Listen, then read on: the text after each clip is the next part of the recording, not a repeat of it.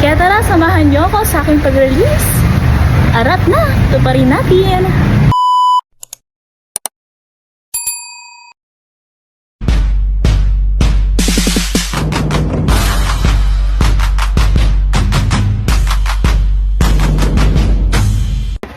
So yun na nga, mabilis na kwento lang. Ito na naman tayo, mag-i-release tayo ngayong araw. Meron nga pala akong client na pina-aprobahan. Isang araw lang po. Wala pang 24 hours, na-approve na siya. And this time, mag-visit siya ng Toyota Pasig to check our available colors for the unit, which is yung kanyang kinukuha sa atin ngayon, ang Vios XLE CVT. And medyo demand kasi si Vios XLE CVT.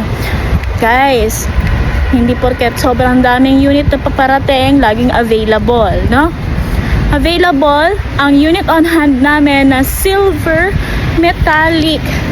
Yun lang po ang available unit on hand namin today. And si client, wala nang options. Pero tinignan niya rin si blackish red, which is yung kanyang preferred color sana. Pero hindi pala siya ganun daw masyadong na-attract sa kulay ni blackish red. And ito nga, no, nung nakita nila yung Vios XLE CVT silver sa aming showroom display, si client naka-ready ang mga requirements, and ngayon bibiglaan tayong release. Grabe naman yan. So yan, congratulations. Alam nyo bang i-release ko lang yung unit ngayon na Vios sa promotion namin. Update ko lang kayo guys, update lang for this month of March. And very quick ang release namin. So hindi na ako naglagay ng any dagdag na accessories na umbrella, kitchen, and a rewind device. Kasi as per client, ang mahalaga, yung unit po niya ay ma-release na ngayong araw.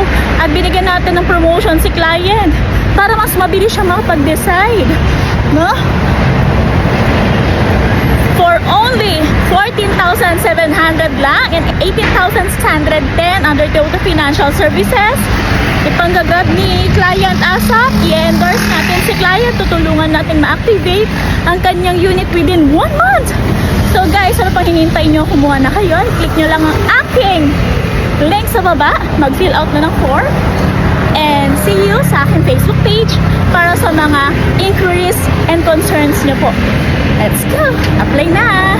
Andito lang si Miss Pat para tulungan kayo here in Toyota Pasig! See you there!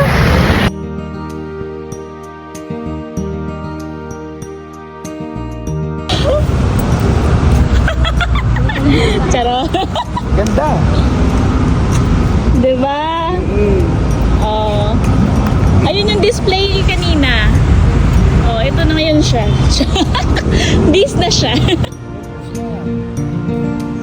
Congratulations po.